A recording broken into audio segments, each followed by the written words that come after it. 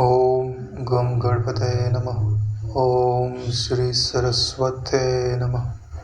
ओम श्री सद्गुरु परमात्मने नमः। श्री योग वशिष्ठ महारामायण निर्वाण प्रकरण 59वां सर्ग। कल के विषय से आगे पढ़ते हुए कहते हैं कि ये जो सारी सृष्टियाँ दिखाई दे रही हैं वास्तव में ये सत्य नहीं है। हाँ, इतना अवश्य कहा जा सकता है कि ये अज्ञान रूप दोष से युक्त प्रत्यगात्मा में अनादिकाल से ही उत्पन्न हुई है। यानी इन सृष्टियों का सत्य दिखाई देना यह अज्ञान रूपी दोष के कारण ही है। बोले किस तत्व का अज्ञान है? तो बोले मूल वस्तु, जिस वस्तु पर यह सृष्टियाँ अध्यस्त हैं उस वस्तु का ज्ञान है। जैसे जिसको जल का ज्ञान हो वही तरंग को सत्य, बुलबुले को सत्य समझ सकता है। नहीं तो जो मूल वस्तु जल है उसमें कभी कोई परिवर्तन नहीं आया, उसका स्वरूप ज्यों का त्यों है। हवा चाहे चले या स्थिर रहे वह हवा ही कहलाती है, परिणाम को प्राप्त नहीं होते। तो वशिष्ठ जी को ध्यान में जो नाना प्रकार की सृष्टियाँ, नाना प्रकार के आचार विचार और उसमें नाना प्रकार के प्राणी, नाना प्रकार के भूत समूह आदि जो वशिष्ठ जी को उस चिति तत्व से एकता स्थापित करने पर भूताकाश में दृष्ट आए थे, वो सब कल्पना मात्र ही है।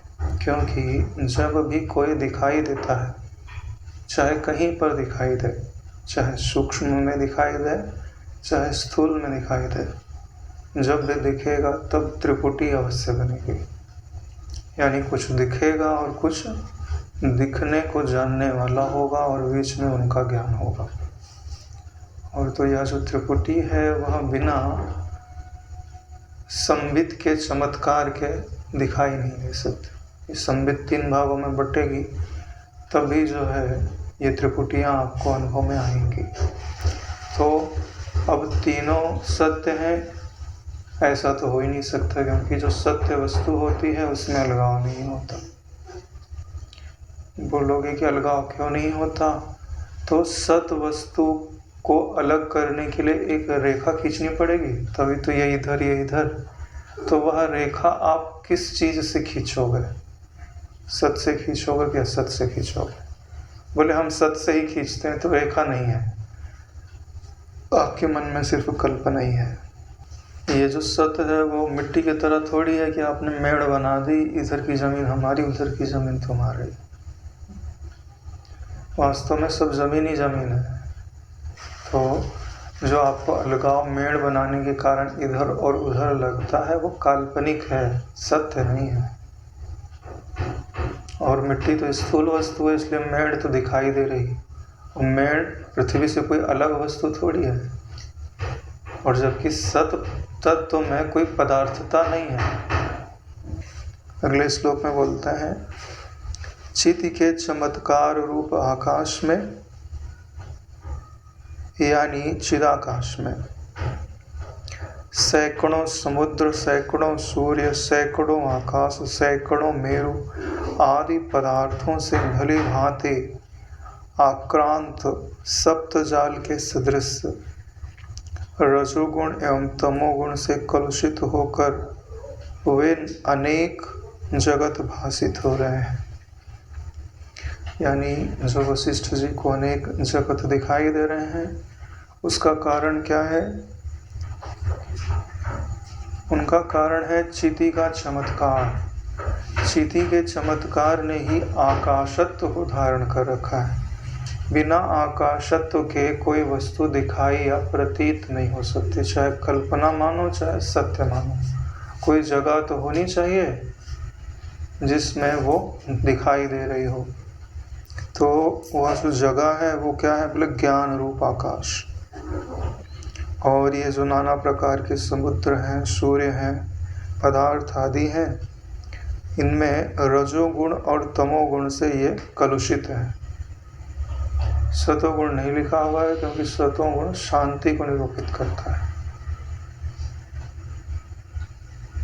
तमोगुण जो होता है स्थायित्व को निरूपित करता है और रजोगुण क्रिया को निरूपित करता है। तो जो उत्पन्न होकर के स्थित है उन तमोगुण को निरूपित करते हैं। जैसे ये जो पत्थर आदि पड़े हुए हैं ना, ये तमोगुण में कहे जाते हैं, और जिनमें गति आदि विद्यमान है वो रजोगुण में कहे जाते हैं।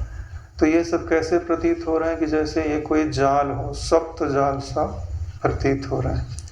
बोले एक जाल से तो कोई निकल भी सकता है, 7 जाल लगा दिए गए तो उससे कौन निकल पाएगा।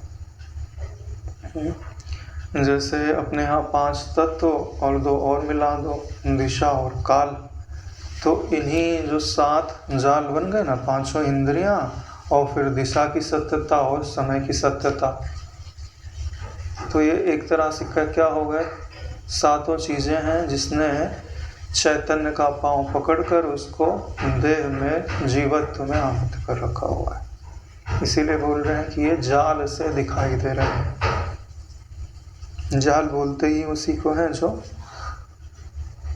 फंसाने के काम आता है, उलझाने के काम आता है, और स्वयं भी उलझा हुआ ही होता है। जो जाल होता है ना, आपस में स्वयं उलझे हुए होते हैं ना, तभी तो दूसरे को उलझाता है। तो इस प्रकार जो सृष्टियाँ दिखाई दे रही हैं, क्या वो सत्य हैं? इस प्रश्न पर कहते हैं कि वास्तव में कारणों के अभाव से कारण रहित पृथ्वी आदि का अनुभव तो भ्रमात्मक है। देखो, कोई वस्तु सत्य कब कही जाती है? जब उसका कोई निमित्त कारण हो और कोई उपादान कारण हो। यानी घड़ा है तो मिट्टी उसका उपादान कारण हो गई और कुम्हार उसका निमित्त कारण हो गया। तो ऐसे जो इतने सारे ब्रह्मांड दिखाई दे रहे हैं, ब्रह्मांड रूपी घड़े दिखाई दे रहे हैं, उसको कौन कुम्हार बनाने वाला है और वो कौन सी मिट्टी से बने हुआ है? अगर कोई कल्पना करके बोल भी दे कि ये इस मिट्टी से बने हुए हैं, तो फिर से प्रश्न उपजेगा कि वो मिट्टी किस मिट्टी से बनी हुई है। तो ऐसे इस प्रश्न का कभी उत्तर नहीं आएगा। और बोला जाए कि कुम्हार इसको बना रहा है, ब्रह्मा जी रूपी कुम्हार बना रहा है, तो तुम प्रश्न करो कि ब्रह्मा रूपी कुम्हार को किसने बनाया हुआ है? तो इन प्रश्नों का उत्तर कभी भी आपको प्राप्त नहीं होगा। और ना निमित्त कारण इस जगत का आपको उपलब्ध हो सकता है, ना उपादान कारण उत्पन्न हो सकता है। तो क्या कहा जाता है कि यह जगत प्रतीत किससे होता है? बोले ज्ञान से ही प्रतीत होता है। ज्ञान रूप ही है। ज्ञान नहीं होवे तो, ज्ञान का स्फुरण नहीं होवे तो, ज्ञान के स्फुरण का नाम ही चित्त है, मन है। मन नहीं होवे तो त्रिपुटी रह सकती है? कुछ भासेगा नहीं। हाँ, जब वशिष्ठ जी ने 100 वर्ष तक समाधि लगाई थी तो कौन भास रहा था? कोई नहीं भासा। जब उन्होंने वैसा संकल्प किया कि मुझे भूताकाश में रहने वाली सृष्टियाँ दिखाई दें, तो उसी संकल्प का परिणाम है कि चिदाकाश ही उस सृष्टि के रूप में अनुभव में आ रहा है। था ज्ञान ही, संकल्प के कारण वैसा अनुभव में आने लग गया। तो हर चीज का कारण क्या है? संकल्प। आप अभी यहाँ पर हो, फिर आगे कहाँ रहोगे, या किस बात पर निर्भर करेगा? आपके संकल्प के ऊपर निर्भर रखेगा। और आप बोलो कि कोई भी प्राणी तो ऐसा नहीं चाहता कि मैं दुखद स्थिति में रहूं, तो वो दुखद संकल्प तो करता ही नहीं है, फिर उसको दुखद परिस्थितियों में क्यों रखा जाता है? अरे भाई, वो मूल सिद्धांत समझता ही नहीं है। वो सोचता है कि मैं तो सुखी रहूं लेकिन मेरे आसपास जो लोग हैं वो दुखी रहें। ठीक है, तो उसके चित्त में स्वयं के सुख से ज़्यादा दूसरे के दुख का संकल्प हावी हो गया। तो आपका चित्त मैं और मेरा, तू और तेरा नहीं समझता। वो यह समझता है कि आप दुख का भाव कर रहे हो कि सुख का भाव कर रहे हो, किसके प्रति कर रहे हो वो नहीं देखता है। आपका जो चेतन मन है ना, वो मैं मेरा तू तेरा स्वीकार नहीं करता। तुम सबके लिए सुख की भावना करो, तुम्हारे लिए सुख का ढेर लग जाएगा। क्योंकि तुम्हारे पास क्या है? तुम स्वयं के लिए तो दुख की भावना करोगे नहीं। तुम्हारे चित्त के अंदर किस चीज़ की भावना रहे हो गई? सुखात्मक की। सुख रूपता के, तुमको सुख ही सुख है। तुम चाहते हो कि मैं सुखी रहूं, एक छोटी सी कल्पना में सुख रहे और बाकी सब लोग दुखी रहे तो दुखी रहे। इसका मतलब बाहर ज़्यादा लोगों की संख्या ज़्यादा है तो तुम्हारा दुख का जो परसेंटेज है वो ज़्यादा होगा। यही कारण है कि फिर तुमको दुखी दुख प्राप्त होता है। ये जो नरक आदि में कष्ट भोग रहे हैं, उन्होंने क्या प्रयत्न किया था कि मैं अपनी इंद्रियों को सुखी रखूं, अपने मन को सुखी रखूं, बाकी 1000 व्यक्ति का शोषण है हो रहा है, लाख व्यक्ति का शोषण हो रहा है तो उससे अपने फर्क नहीं पड़ता। ठीक है ना।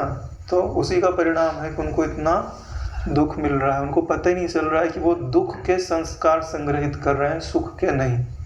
तो उन्हीं का संकल्प है दुखी होने का। इसीलिए कि जैसा आपका संकल्प होता है वैसा ही परिणाम आपको प्राप्त होता है। तो ये जो उनको पृथ्वी आदि जो दूसरे भूत समूह ब्रह्मांड आदि दिखाई दे रहे हैं, उन्हें क्या समझना चाहिए कि ना इनका कोई निमित्त कारण था वहाँ पे। ब्रह्मांड तो दिख रहे थे ना, कौन बना रहा है दिख रहा था क्या? बख्शी जी ने तो ऐसा देखा नहीं कि कहीं ब्रह्मा जी बैठ के अपने हाथ से कोई मिट्टी लेके गोला गोला बना रहे हैं, फिर उसमें मंत्र पढ़ के फूक रहे हैं तो वो पृथ्वी बन जा रही है। ऐसा तो कहीं था नहीं। तो क्या समझना पड़ता है कि उनका कोई कारण नहीं। जबकि ऐसा नहीं था कि वो ब्रह्मांड को उत्पन्न होते हुए नहीं देख रहे थे। बहुत सारे ब्रह्मांड उत्पन्न हो रहे थे और बहुत सारे स्थित थे और बहुत सारे नष्ट भी हो रहे थे। ना नष्ट करने वाला वहाँ कोई दिखाई दे रहा था, ना पालन करने वाला कोई दिखाई दे रहा था, ना उत्पन्न करने वाला कोई दिखाई दे रहा था। जबकि अगर कोई वस्तु साकार होती है तो उसका पालन करता भी साकार होना चाहिए, तभी तो होगा। निराकार थोड़ी चलेगा। अरे यहाँ पे जो तुम्हारा पानी बरसता है, जिससे अन्न उपजता है, तो पानी तो साकार होता है, निराकार थोड़ी होता है। चंद्रमा की रश्मियों से जो अमृत टपकता है वो भी साकार है, निराकार नहीं है। मत समझो कि निराकार है। चांदनी दिखाई देती है, उसमें जो पोषकता है वो अगर यंत्र आदि लगा करके पकड़ोगे तो आपको पता चल जाएगा कि इसके अंदर क्या तरंगे हैं। वो निराकार वस्तु नहीं है। तो क्या समझना पड़ता है कि ये सब चिति में अध्यस्त हैं, यानी मन रूपी उपाधि के कारण दिखाई दे रहे हैं। वो अपना संकल्प हटा ले कि ये सब मुझे जो दिखाई दे रहे हैं ना दिखाई दे, तो दिखाई देगा क्या? कुछ दिखाई नहीं देगा। या तो ऊपर निकल जाएंगे चिदाकाश में, या तो भूताकाश में आ जाएंगे। बीच में ही दिखता है ये पूरा प्रपंच। सब मन में आरोपित सब मन में ही आरोपित है और आपके संकल्प से ही दिखता है। आप जैसा संकल्प कर रहे हो ना अभी, ऐसा ही आगे आपको दृश्य दिखाई देगा। इसलिए बोलते हैं ना, शुभ संकल्प करना चाहिए। सर्वे भवन्तु सुखिनः, सर्वे सन्तु निरामया, सर्वे भद्राणि पश्यन्तु मा कश्चित् दुःखभाग् भवेत्। तो यहाँ सर्व के रूप में तुम ही हो। जैसे सपना देख रहे हो तो सपने के सब प्राणी तुम ही हो, तो तुमको जब ऐसा पता चल गया तो तुम क्या बोलोगे? सपने में जो है ना सब सुखी हो जाए। इसलिए बोलते हैं कि प्रेम ही प्रेम की सृष्टि में है, जहाँ कोई दुखी ना हो, पराया ना हो, पीड़ित ना हो, परिच्छिन्न ना हो। ऐसी सृष्टि हो तो आनंद ही आनंद है। वैसी सृष्टि है। वैसी है। क्यों नहीं है? हाँ, वैसी सृष्टि है ना भाई, क्यों नहीं है? जैसी जिस सृष्टि का तुम संकल्प करो वैसा तुमको वासना लगेगा। हाँ, सच्चाई है।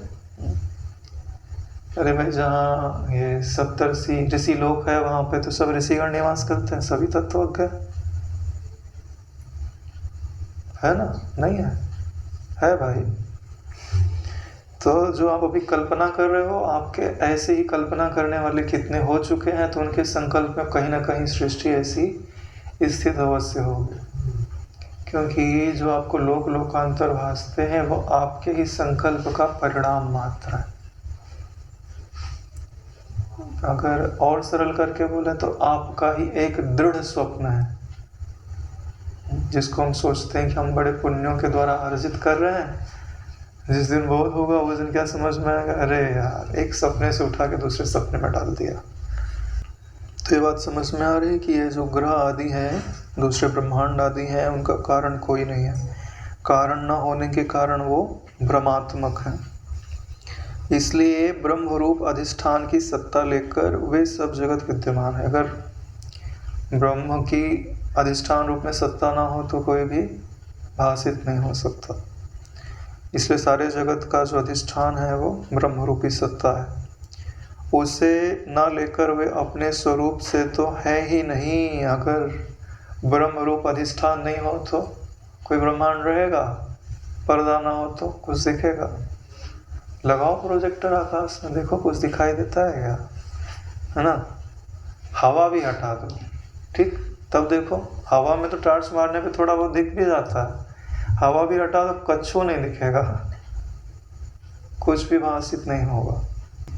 मृग तृष्णा जल के प्रवाह के सदृश, जैसे मृग तृष्णा का जल होता है वो बह रहा है, तो तुम भावना करो कि बहुत गहरा जल है ये, इसमें हम बड़ी सी नाव लेके आएंगे, है ना? कभी नाव पलट गई तो उसके लिए लाइफ बोट भी रखेंगे, जैकेट भी रखेंगे। तो ये जो तुम्हारी कल्पनाएं हैं वो मिथ्या है नारायण, क्योंकि जल ही नहीं है। इसलिए तो बोलते हैं कि ज्ञान रूपी नौका ऐसी है कि जिसमें बैठने पर बड़े से बड़ा पापी भी होना वो तर जाता है। क्यों तर जाता है? उसे यह बोध हो जाता है कि पानी ही नहीं है। तो नौका कहने मात्र है, नौका भी नहीं है। जब पानी नहीं है तो नौका की जरूरत क्या है?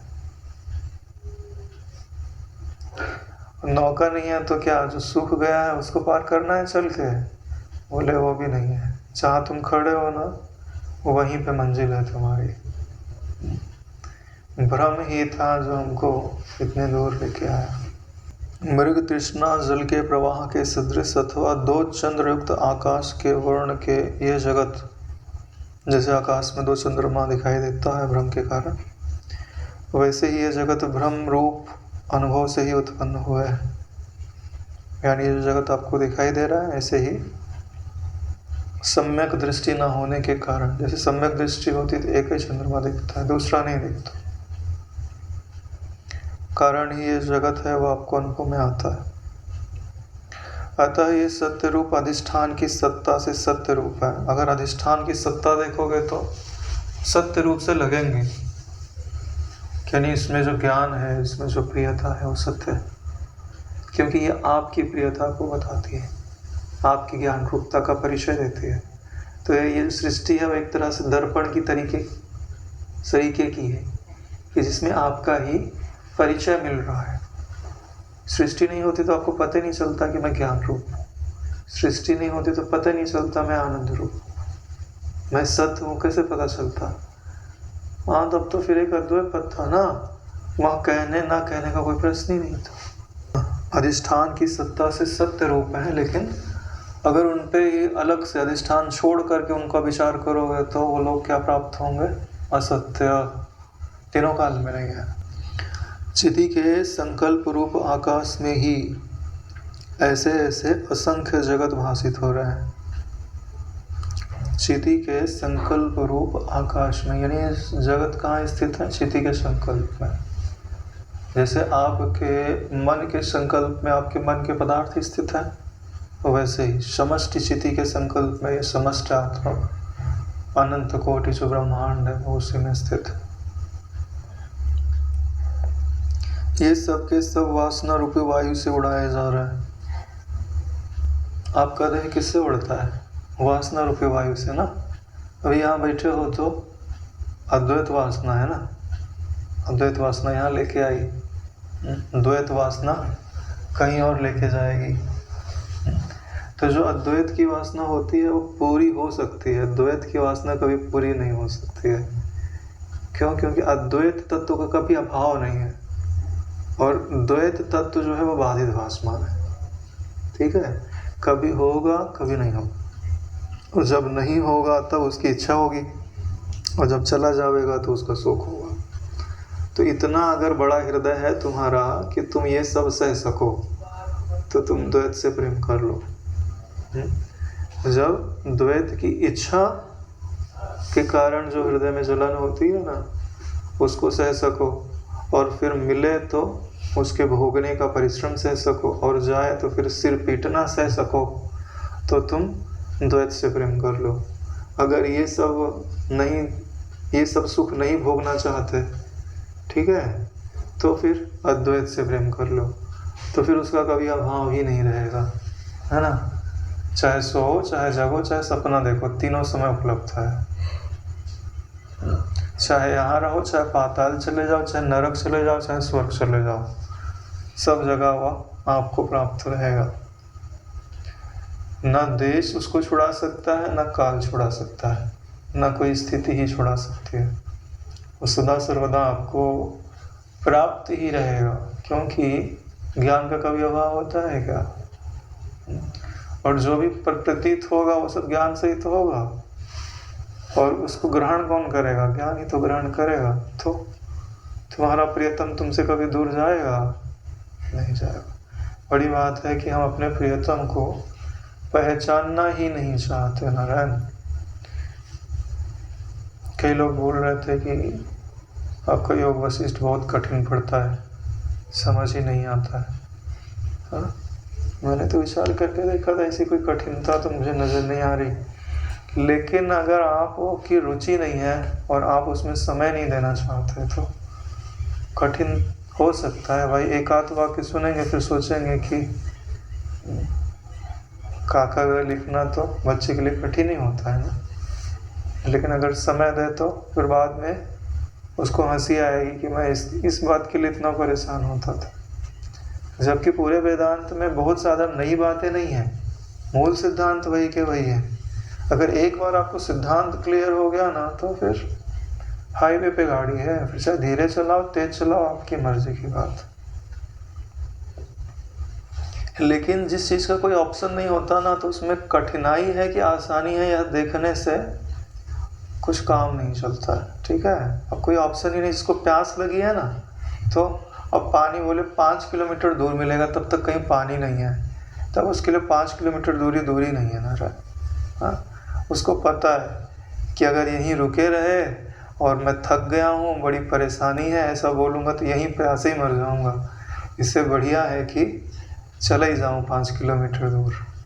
ठीक है, ऐसे ये जो शब्द हैं, इनका जो अर्थ है वो थोड़ा परिश्रम तो देता है, क्योंकि ये विषय तो है नहीं।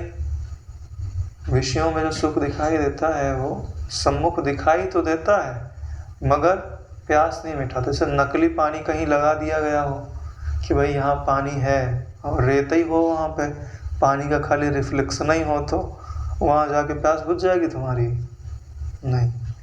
तो ऐसे ही कितने ही बोर्ड मिले ना, तुम उधर मत जाना, जहाँ जल है वास्तव में उधर ही जाना, तो तुम्हारी प्यास मिट सकती है। इनके चक्कर में पड़ गए ना, जहाँ बड़े बड़े बोर्ड लगे हैं कि यहाँ तुमको पेट भर के सुख मिल जाएगा, हाँ तो वहाँ बोर्ड ही है, एडवर्टाइज ही है। ऐसे पोस्टर नहीं लगा देते लोग, यहाँ पे जो है शुद्ध शाकाहारी भोजन मिलता है, तो थाली लगी हुई होती है फोटो में, तो क्या फोटो से पेट भर जाएगा? वैसे ही ये जो जितनी भी आकृतियाँ आपको नजर आती है ना नारायण, ये चित्र लिखित ही हैं, सत्य नहीं है नारायण। लेकिन ये बात हृदय में जम जाए तब ना। आज तक तो हमको ऐसे ही लग रहा है कि इनसे कुछ ना कुछ तो प्राप्त होता ही है, तभी तो सब लोग दौड़े जा रहे हैं इनके पीछे, है ना। बोले भेड़ मती से काम नहीं चलता नारायण। भेड़ मती यानी एक लोग जा रहे हैं तो कुछ होगा, ऐसी बात नहीं है। बिल्कुल विचार करके देखो कि है भी कि नहीं है।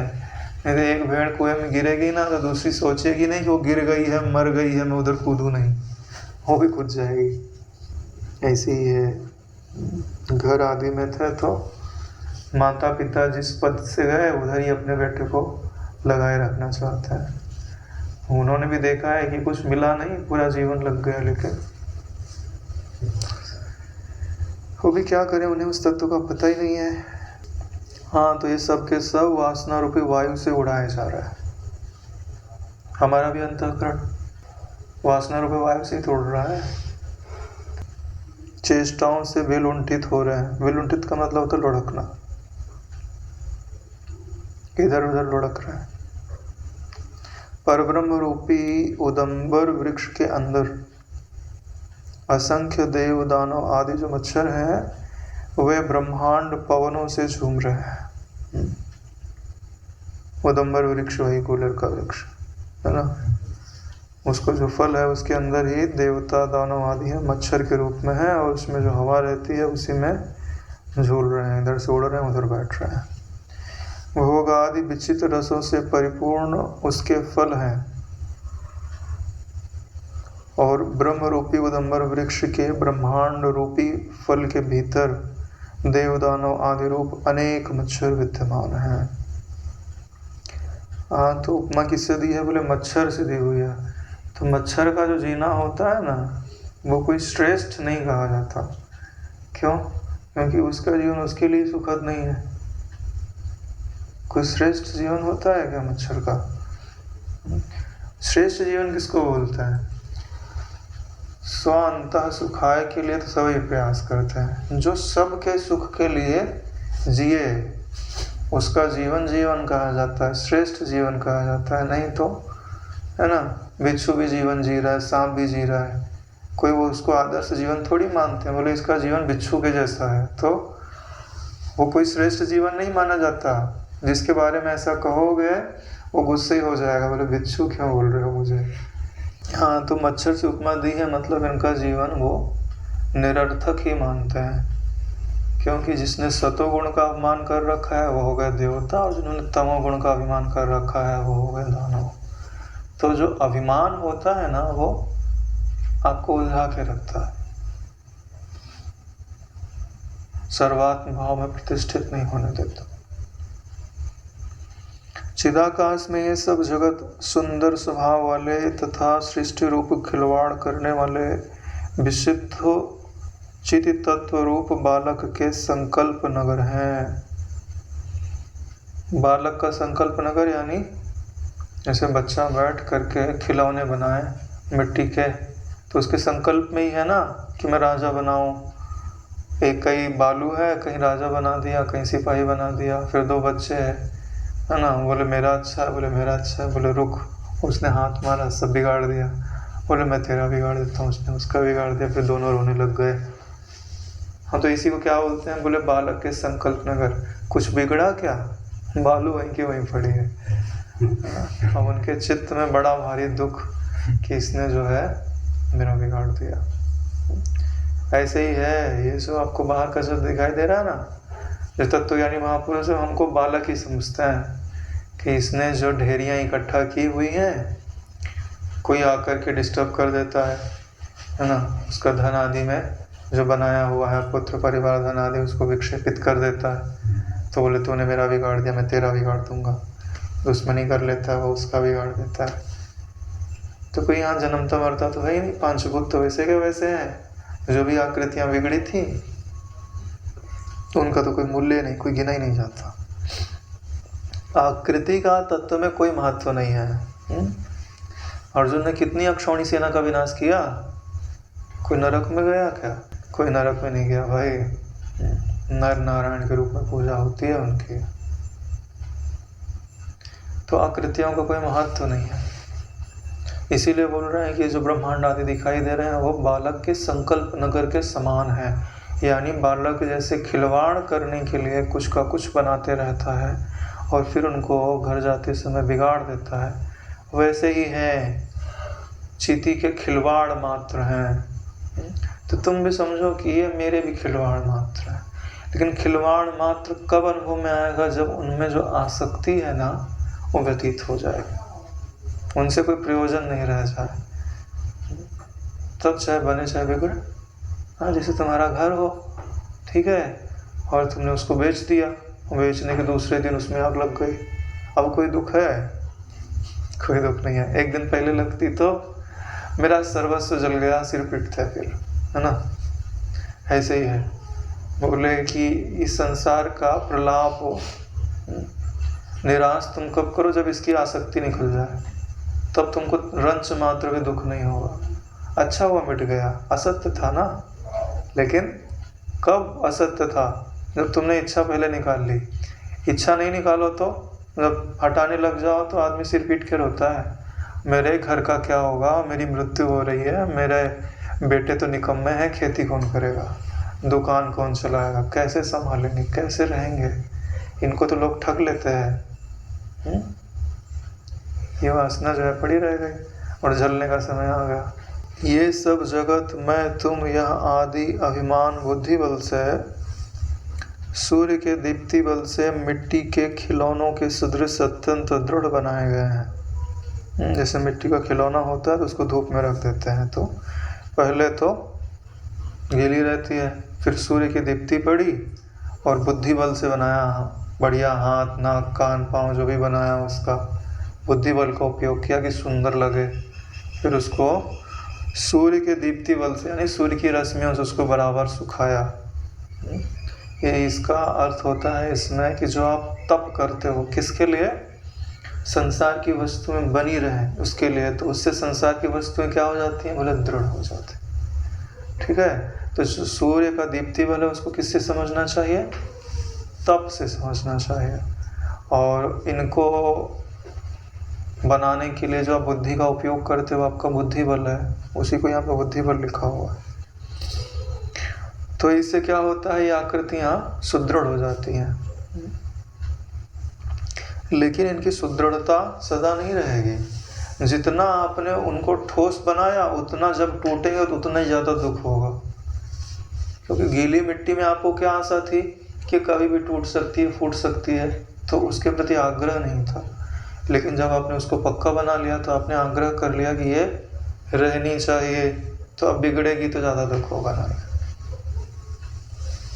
निरंतर तृप्ति भरी हुई तथा राग रूपी रस से परिपूर्ण कर्मों के फलों को अवश्य प्रदान करने वाली नियति ने शाखा उपशाखा के द्वारा ऐसी वृद्धि की है जैसे बसंत ऋतु की रस रेखा बड़े बड़े फल लगने वाले वनों की शाखा उपशाखा की वृद्धि करती है।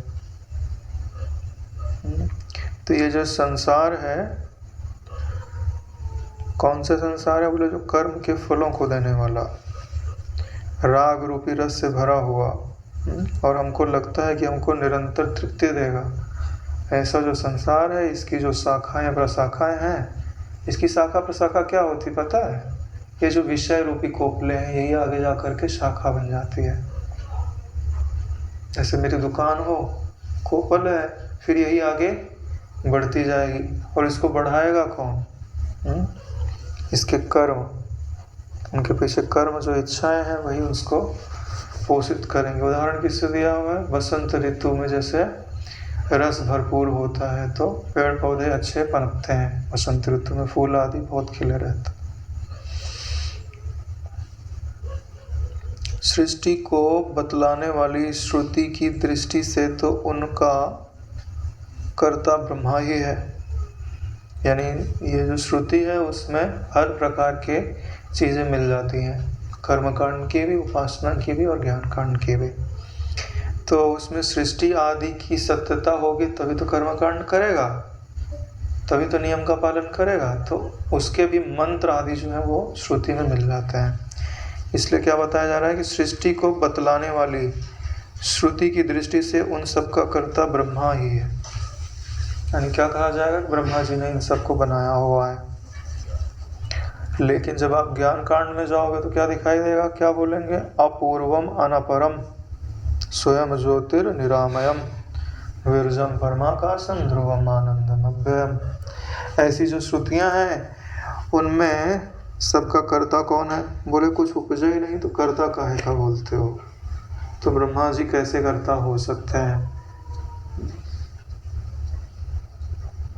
वास्तव में तो वे किसी से निर्मित है ही नहीं, किंतु आकाश रूप ही है, यानी शून्य रूप ही है। तो जो शून्य होता है वो अधिष्ठान से एक होता है। तो अधिष्ठान कभी उपजता है क्या? नहीं उपजता। किससे उपजेगा? सत वस्तु किससे उपजेगी? किसी से नहीं उपज सकती ना। यद्यपि वस्तु स्थिति ऐसी है तो भी महाचिति रूप आकाश में स्वयं ही अपने रूप को धारण कर वे स्थित हैं, परंतु किसी के द्वारा संपादित भी प्रतीत होते हैं। स्वरूप की दृष्टि से देखा तो आकाश रूप ठहरे, यानी कुछ उत्पन्न ही नहीं हुआ, ठीक है। लेकिन अगर उनके नाम और रूप की दृष्टि से देखा जाए तो ऐसा लगता है कि महाचिति रूप आकाश में वे स्वयं ही अपना रूप धारण करके स्थित है, जैसे सपना स्थित होता है। और ऐसा लगता भी है कि इसे किसी ने संपादित किया हुआ है, यानी किसी ने बनाया हुआ है, कंपोज किया हुआ है। ऐसा लगता ही है, होता नहीं है। वस्तुतः ये जगत परमार्थ चित रूप ही है। ये जो सारा जगत है ना, ये परमार्थ दृष्टि से कैसा है बोले? चित रूप। चित रूप समझते हैं ना, ज्ञान रूप। ज्ञान रूप तो अनुभव में आ रहा है ना। ऐसी कौन सी वस्तु है जो ज्ञान रूप नहीं है? एक आध वस्तु के नाम, सभी ज्ञान रूप है ना।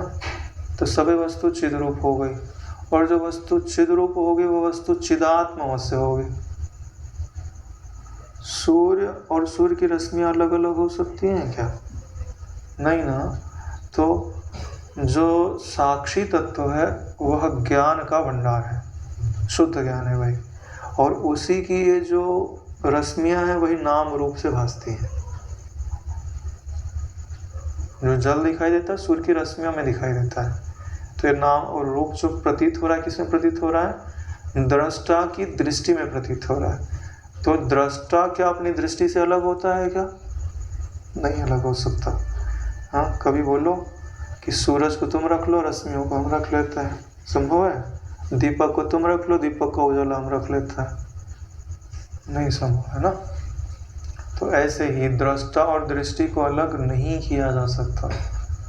तो जो दृष्टा है वही दृष्टि, तो क्या सिद्ध हो गया? ज्ञान ही ज्ञान है। वो भी कैसा ज्ञान? जो कभी भी परिणाम को प्राप्त नहीं होता। जो त्रिपुटी के भीतर ज्ञान है उसको क्या बोलते हैं? कि परिणाम को प्राप्त हो गया, 3 भागों में बढ़ गया। वास्तव में जो ब्रह्म है वो कौन सा ज्ञान है? जो 3 भागों में नहीं बंटता, उस ज्ञान को ब्रह्म बोलते हैं। जो 3 भागों में बंट जाता है उसी ज्ञान को या उसी ब्रह्म को, है ना, मन बोलते हैं, चित्त बोलते हैं। वस्तुतः यह जगत परमार्थ रूप अर्थात चिद रूपी है, फिर भी अन्य से उत्पन्न मालूम पड़ता है। अन्य से उत्पन्न मालूम पड़ते हैं, यानी यह वस्तु इससे उपजी है, किसी दूसरे से उपजी है, ऐसा मालूम होता है। जैसे ये ग्रंथ है तो पहले कागज़ होगा, फिर उसके अंदर छपा होगा, फिर कागज़ के पहले बांस आदि लकड़ी होगी। हाँ, तो अन्य से उपजा हुआ लगता है। लेकिन अगर ये सपने में दिखाई दे तो किससे उपजा नारायण वो ग्रंथ? किसी से नहीं उपजा। वस्तुतः अप्राप्त ही है। हमको लगता है कि हाँ वस्तुएं प्राप्त हैं, लेकिन वस्तुतः अप्राप्त ही है। कोई वस्तु प्राप्त करके बताओ। अगर तुम कोई वस्तु का अभिमान करते हो ये मेरे को प्राप्त है, तुम उसको सुसुप्ति में ले जाकर दिखाओ। प्राप्त है ना तुमको, तुम तो गए सुसुप्ति में ना, तो साथ में ले जाकर दिखाओ, तभी तो बोलेंगे कि प्राप्त है ना। दुकान पे खरीदी तुमने और दुकान पे ही छोड़ दी, तो काहे का प्राप्त है? अपने घर में जिस वस्तु को ना ले जा सको प्राप्त काहे की? जो तुम्हारा अच्छा भला घर है सुसुप्ति, वहाँ ले जाकर दिखाओ। चलो सपने में ले जाकर दिखाओ। सपने में भी जोर नहीं है तुम्हारा ले जाने का। हाँ, कभी कभार बलात अपने आप चली जाए तो चली जाए, और सुसुप्ति में तो बिल्कुल जाने से रही। हाँ, तो इसीलिए क्या बोलते हैं कि वस्तुएं तुमको वस्तुतः प्राप्त है। तुमको प्राप्ति का भ्रम है, वो वस्तु वहीं की वहीं रखी है, ठीक है। और तुम उसके पास खड़े हो गए तो तुम बोलते हो कि ये मेरे को प्राप्त हो गई। तुम छोड़ के चल दोगे, अभी वो वहीं की वहीं रहेगी। इसको कैसे उदाहरण दिया जा सकता है कि जैसे कहीं चप्पल की जो है पत्थर का चप्पल बना दिया गया, वो धरती से जोड़ करके पत्थर, वो धरती भी जो है पत्थर की हो, और तुम गए बोलना भाई ये चप्पल हमको प्राप्त हो गया। बोले ठीक है, पहन के चलो जाओ घर अपने। अब वो तो पत्थर की ठहरी, दिख तो रहा है मैंने पहना है, लेकिन पहना नहीं है नारायण, तुम उसको लेके जा नहीं सकते, वहीं छोड़ के जाना पड़ेगा। हाँ, तो प्राप्त थोड़ी है तुमको, दिख भले रही है कि प्राप्त है, यहाँ की सारी वस्तुएं यहीं छोड़ के जाना पड़ता है। सदा असद रूपी ही हैं, फिर भी सद रूप से भासते हैं। सदा असद रूप यानी है नहीं, इनका अभाव ही है, लेकिन ऐसा लगता है कि वस्तुएं हैं और ब्रह्म परमात्मा नहीं है। क्यों? दृष्टि नहीं है उसकी तरफ, विचार नहीं है, पहचान नहीं है, इसलिए लगता है संसार तो है मगर परमात्मा नहीं है, ईश्वर नहीं है, वो कहीं और है,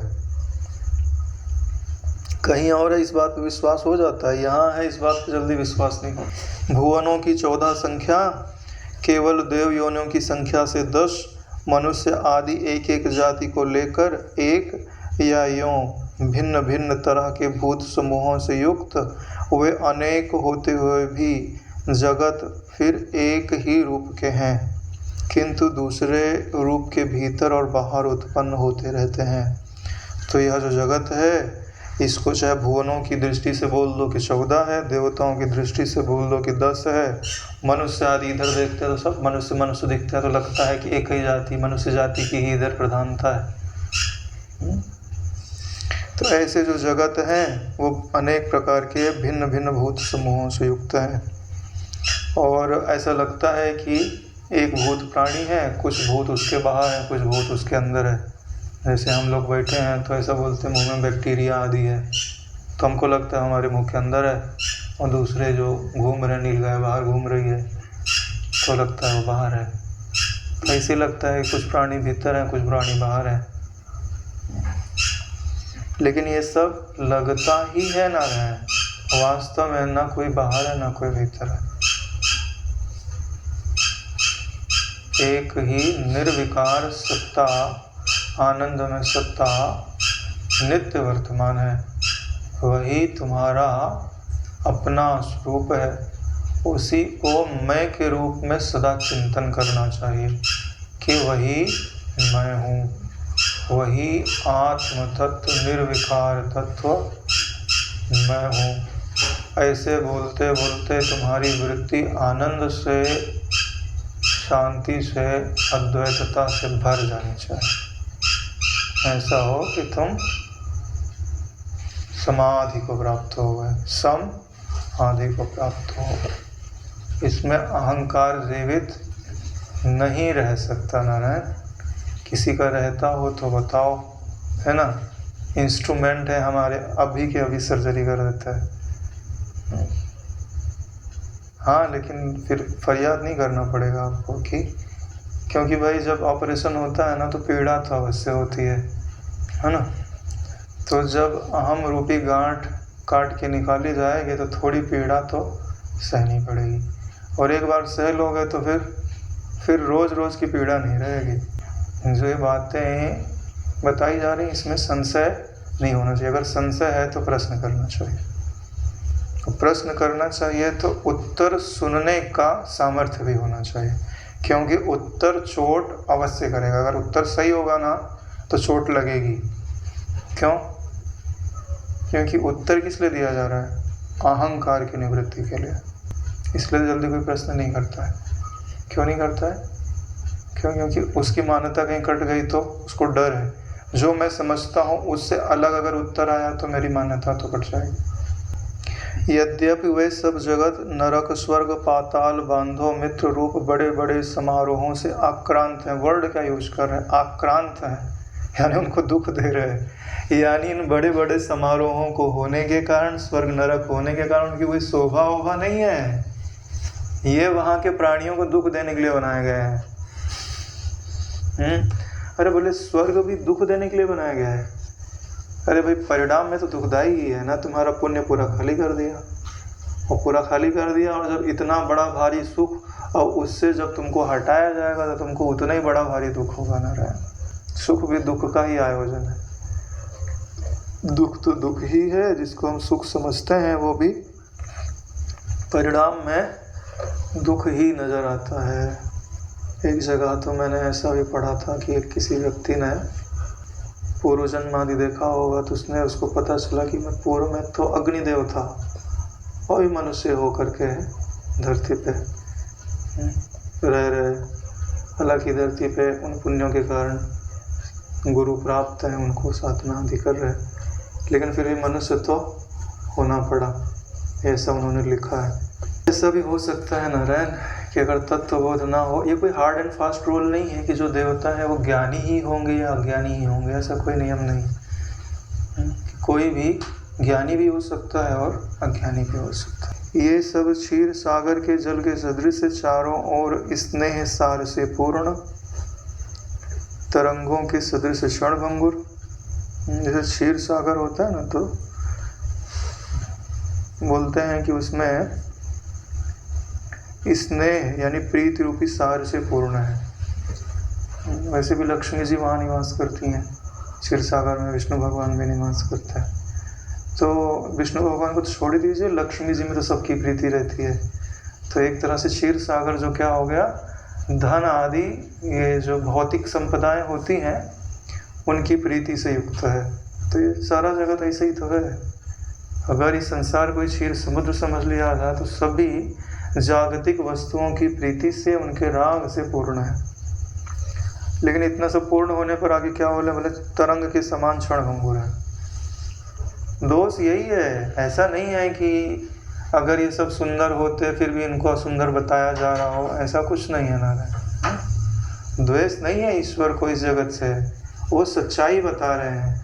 भीतर और बाहर से परिवर्तनशील है, यानी भीतर भी बदल रहा है और बाहर भी बदल रहा है। भीतर समझ लो मन तुम्हारा और बाहर समझ लो शरीर, ठीक है। चलो भीतर समझ लो शरीर और बाहर समझ लो दृश्य, तो शरीर भी बदल रहा है और दृश्य भी बदल रहा है।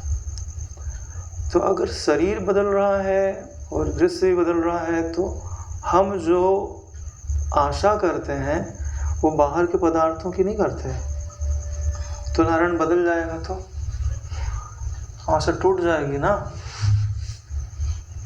तो हम दुख तो पहले से ही सोच समझ के, तो अगर आप आशा इसमें रखते हो ना, तो एक चीज़ और जोड़ के रखना चाहिए, क्या कि जो परिवर्तन होगा ना मैं उसको स्वीकार कर लूँगा।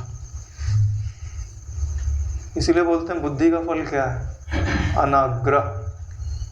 दुखदाई क्या है, बोले दुराग्रह। जो चीज़ बदलने वाली है अगर आप उसको बदलने वाला समझते हैं ना, तो दुख नहीं होता।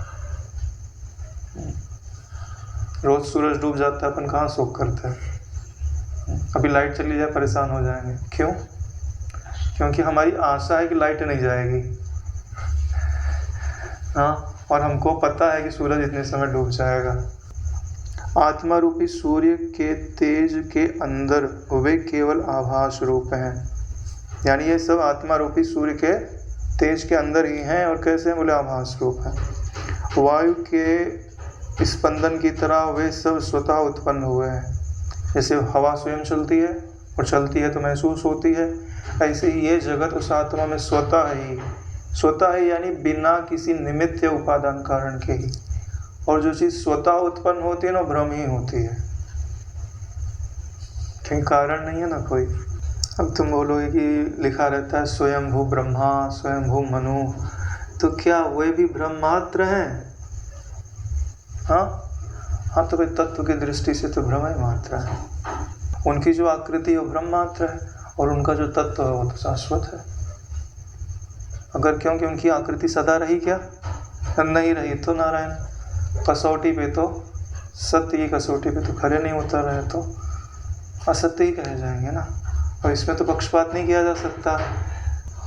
ये जगत बुद्धि अहंकार चित्त रूपी पत्तों के लिए एक तरह से पेड़ ही हैं।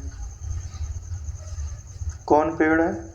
ये चिति है ना, चिति वो पेड़ है ना। उस पे जो पत्ते फल आदि लग रहे हैं वो कैसे हैं? बोले जगत है, बुद्धि है, अहंकार है, वही उस पेड़ पे लगे हुए फूल पत्ती टहनी आदि से समझ लो आप। तथा स्वप्न में निरंतर अस्त स्वाभिन्न मनुष्य के सदृश्य असत्य है। जैसे सपने में जो कुछ भी दिखाई देता आप रहते हो, अपने से अलग दिखाई दे रहा है, वो असत्य है। वो वैसे ही स्वाभिन्न रूप से देखने वालों को भी साधारण रूप होने के कारण वे असत्य रूप ही हैं। तो ऐसे ही जगत के बारे में समझना चाहिए। पुराण वेद के सिद्धांत रूप कल्पनाओं के स्वप्नों में दृढ़ विश्वास रूपी गाढ़ निद्रा लेकर सोए हुए ये जगत तत्व ज्ञान का अत्यंत ही अभाव होने के कारण मानो मृतकों का स्वरूप धारण किए हुए हैं। जब तत्व ज्ञान होता है तब जीवन प्राप्त होता है, नहीं तो जड़ वस्तु से तदात्म होने के कारण जो जीव होता है वो जड़ धर्मा ही होता है और जड़ वस्तु मृतक के समान ही होती है। शरीर में और सौ में क्या अंतर है? ये चलता फिरता भले चलता फिरता नहीं। जैसे सौ को भी पता नहीं है मैं क्या हूँ, वैसे ही यहाँ भी पता नहीं है कि मैं क्या हूँ। इसीलिए क्या बोल रहे हैं कि ये जगत तत्व ज्ञान का अत्यंत अभाव होने के कारण मृतकों का स्वरूप धारण किया हुआ है। वेद के सिद्धांत रूप कल्पनाओं के स्वप्नों में दृढ़ विश्वास रूपी। तो यहाँ जो वेद लिखा है वो वेदांत मत समझो। क्या समझो? वेद में जो कर्म कांड है, जगत की सत्यता की बातें हैं कि ये करो तो ये प्राप्त हो जाएगा, तो उस पे विश्वास कर लिया। उस पे विश्वास करके आगे की बात समझा ही नहीं, उसी में सो गया, गाढ़ निद्रा प्राप्त हो गया। ठीक है, उसी गाढ़ निद्रा के कारण तत्व ज्ञान का अभाव, और तत्व ज्ञान न होने के कारण नारायण तुम चाहे कितना ही वेगवान शरीर यानी 1 मिनट में यहाँ, अगले मिनट में वहाँ, कुछ भी धारण कर लो, तत्व की दृष्टि में तुम मृतक ही कहे जाओगे। अनात्म से अभिमान है ना। जिस चीज़ को तुमने मैं माना है, अगर वो एक दिन मर जाएगी तो वो आज भी मरी ही हुई है। उसको तुम जीवित मत समझो। जो कल मरेगी वो आज भी मृतक ही है। यही तत्वज्ञों की दृष्टि है। ना सतो विद्यते भाव। जो सत्य है उसकी कभी भावना नहीं है नारायण, कभी उपस्थिति नहीं है। उपस्थिति होने पर भी वो असत रूप ही है। हे भद्र, परमार्थ रूपी ब्रह्म महान जंगल में माया उपहित चिति रूप गंधर्व के द्वारा बनाए गए तथा सूर्य रूपी दीपकों से प्रकाशित ये जगत रूपी घर महान गहन है, यानी उनका असली स्वरूप जानना बड़ा ही कठिन है। गंधर्व में क्या सामर्थ्य होती है? नगर बनाने की, है ना। कहीं पर भी थोड़ी सी जगह मिल गई ना तो अपना पूरा घर द्वार बसा लेंगे। उनके लिए तो नगर है, तुम्हारे लिए शून्य रूप है। जैसे कमरा है ना, इसके अंदर तो पूरा नगर बन जाएगा, इतनी जगह बहुत है। और उनमें अगर तदात्म कर लिया तो उनका नगर तुमको कैसे लगेगा? अरे भाई योजनों बड़ा है। और बोले इतनी छोटी जगह में और उतना योजन बड़ा घर, कल्पना का ही तो है। पूरा अमेरिका बसा दो तुम अपनी कल्पना में, यहाँ नहीं बस जाएगा? बस जाएगा ना। इसीलिए बोल रहे हैं कि माया उपहित चिति रूप, यानी ये गंधर्व का नाम क्या? बोले चिति। और क्या लिखा है? माया उपहित। उपहित का अर्थ समझते हैं? कटा हुआ। जैसे घड़ा हुआ ना, तो घड़े के अंदर जो आकाश आएगा, घट से उपहित आकाश, घट के कारण जो अंदर आकाश आया हो। तो चिति सर्व जगह उस तत्व को धारण, जगत को धारण नहीं करती, कहीं कहीं पे उसमें जगत है। तो उतनी ही चिति जितनी उस जगत के अंदर आई हुई है, इसी को क्या बोलते हैं? माया उपहित चिति। आ गया ना समझ? माया रूपी घड़े के अंदर आने वाली। तो उसने ये जो जगत बनाए हैं वो अत्यंत गहन है। जैसे गहन वन होता है, घना हुआ, यानी कि इतना घना है कि उसका जो धरातल है वो दिखाई नहीं देता है। तो इनका स्वरूप ऐसा है कि इनका जो मूल वस्तु है, जो आधार है, उसको समझना कठिन हो गया है। हमारी दृष्टि इन पदार्थों को भेद करके इनका जो अधिष्ठान है उसको देख नहीं पा रहे। इसमें कारण क्या है पता है? इन पदार्थों से राग द्वेष हो गया है। द्वेष हो गया है तो हम उन पर विचार ही नहीं करना चाहते, और राग हो गया है तो हम आकृति छोड़ना ही नहीं चाहते। तो पता किस चलेगा नारायण? जैसे लेबोरेटरी में अभी कोई पदार्थ दिया जाए और बढ़िया खूबसूरत उसके अंदर आकृति बनाई गई हो, चलो कृष्ण भगवान की मान लेते हैं, गुरु जी की बोलना चाह रहा था मगर नहीं बोल सकते ना। कृष्ण भगवान की आकृति, बोले कि भाई ये बहुत कीमती मेटल है, इसका परीक्षण करके लाओ तुम, ठीक है। तो तुम लैब में परीक्षण करने के लिए गए तो यार भगवान की मूर्ति है, खंडित नहीं कर सकते इसको। अब खंडित नहीं कर सकते तो परीक्षण कर पाओगे तुम उसका? कभी परीक्षण नहीं होगा नारायण। तुम बता ही नहीं सकते कि किस तत्व की बनी हुई है। उसका किसी न किसी अंग को काटना पड़ेगा और फिर उसको उन केमिकल्स में डालना पड़ेगा, रिएक्शन कराना पड़ेगा, तब तो पता चलेगा। यानी राग के कारण, उस आकृति से प्रेम होने के कारण हम आकृति का विलोपन करना ही नहीं चाहते, तो तत्व कैसे उपलब्ध होगा? इसीलिए बोलते हैं राग छोड़ दो। इसीलिए तो बोलते हैं कि भाई अब तुमको उसका परीक्षण करना है तो आकृति को तो छोड़ना ही पड़ेगा ना, विचार करना पड़ेगा ना कि आकृति का कारण क्या है। हाथ, पाँव, नाक, कान किस चीज से बने हुए हैं, तो आकृति छोड़नी पड़ेगी। तो तुमको तो आकृति से ही प्रेम है। इसीलिए बोलते हैं कि रागात्मक दृष्टि या द्वेषात्मक दृष्टि, दोनों में ही हम परीक्षण नहीं कर पाते। हे श्री रामचंद्र जी, मैंने उस समय की समाधि में अनंत चिदाकाश में किसी कारण के बिना उत्पन्न हुए, किसी कारण के बिना ही जीर्ण शीर्ण होने वाले अनंत जगत देखे, जो तिमिर रोग युक्त आँखों से दिखाई पड़ने वाले केशोन्नरक के सदृश भ्रांति मात्र से सत्य था। जैसे आँख में दोष हो जाता है तो काला काला दिखाई देता रहता है, तो आकाश में कालिमा नहीं है, आपकी आँख में कालिमा है। ऐसे ही उन जगतों के बनने का कोई कारण नहीं था और मिटने का भी कोई कारण नहीं था। यानी वो जो जगत दिखाई दे रहे थे चिदाकाश में, जो अनंत जगत है, उनको क्या समझना चाहिए?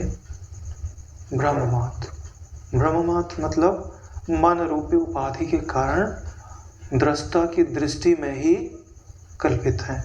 अगर उस दृष्टि का संवरण कर दिया जाए या विचार करके उस दृष्टि का परिशोधन कर दिया जाए तो दृष्टि ही दृष्टि, दृष्टा ही दृष्टा है, दृष्टि खत्म हो गई। जैसे आप अपनी उंगलियों में ही कल्पना कर लो, है ना, इनको 5 व्यक्ति समझ लो, इनको 5 व्यक्ति समझ लो, खेलते रहो, फिर अपन ये लड़ गए, ये जीता, वो हारा, फिर बोले बहुत हो गया, खेल खत्म कर दिया सब। तो जिसने इनको बनाया था वो दृष्टि समेट ली अपने आप में, तो क्या बचा? सृष्टा ही सृष्टा बचा ना, सृष्टि खत्म हो गई। ऐसे ही दृष्टा ही दृष्टा बचा और दृष्टि खत्म हो गई। उसकी दृष्टि का नाम ही ब्रह्मांड है, जगत है, मैं और तू है, यह और वह है, सुख और दुख है, कौरव और पांडव है, अच्छा या बुरा है। अच्छा बुरा निवृत्त करना पड़ेगा नारायण। चलो यहीं विश्राम लेते हैं, है ना।